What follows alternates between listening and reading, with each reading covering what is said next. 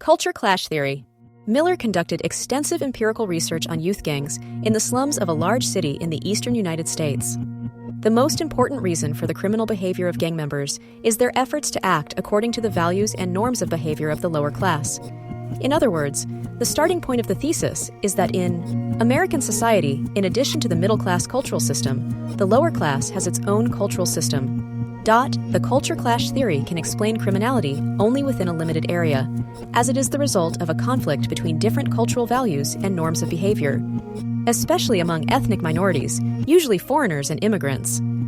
Thorsten Selin, died 1994, the founder of the culture clash theory, 1938, starts from the point that every person learns certain rules of behavior.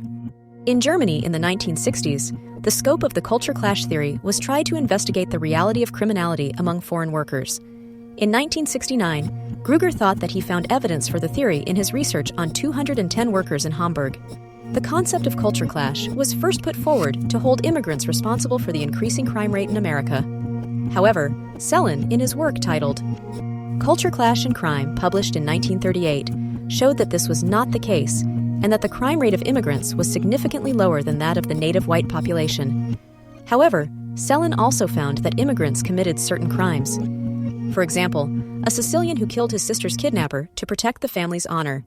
This is where Selin relied on the theory of culture clash. Accordingly, an immigrant is faced with two cultures, namely the norm systems, one of his homeland and the other of the country he immigrated to. Although the basic personality of the immigrant is formed as a rule through socialization in his homeland, the immigrant also feels the need to get closer to the norms and standards of the country he came to, because only in this way will the immigrant find a new social identity. Here, conflict arises as a result of the exclusion of the cultural norms and standards of two opposing systems. Indeed, a person who comes to a foreign cultural system encounters the dominant value system there and opposes its norms under his own narrow conditions.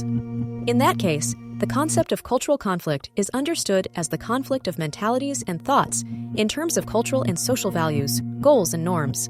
The theory of cultural conflict is based on the fact that every person is born into a certain culture and learns certain rules of behavior there, and is based on the difference in ideal and value systems of immigrants and natives, because immigrants, foreign workers, refugees, and ethnic minorities, such as blacks and gypsies, are generally defined as alien and marginal groups in society. These people are separated from the society they live in by at least one basic sign. This sign is cultural, religion, language, ethnic, race, or in some other way. Since these people cannot fully participate in the culture that surrounds them, they cannot integrate into the society they live in and remain alien to it. This leads to exclusion against them in economic, social, and political areas. As a result, prejudices are formed and they are stigmatized. Since foreign workers do not intend to stay in the country, they work in permanently. They do not try to fully integrate with the society they live in and keep themselves outside of the society.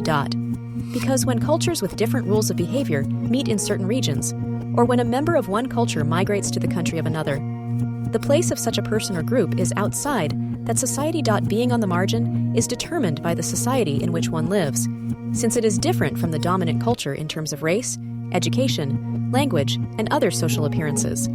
Therefore, foreign workers feel excluded and neglected. In addition, they are not sure whether to make a decision that will integrate them with the society they live in, that is, to sever their ties to their homeland and family. Even if they have such a desire, they see that the dominant culture creates obstacles to integration. Thus, exclusion is usually the result of the social situation associated with being a foreigner. Therefore, the culture clash theory cannot be generalized in terms of explaining foreign criminality. However, in some crimes, such as intentional homicide, intentional assault, rape, and certain traffic crimes, actions shaped by the culture of the home country are observed. These conflict-laden actions do not prevent foreign workers from choosing their own citizens as victims in violent crimes. For example, in blood feuds and honor killings.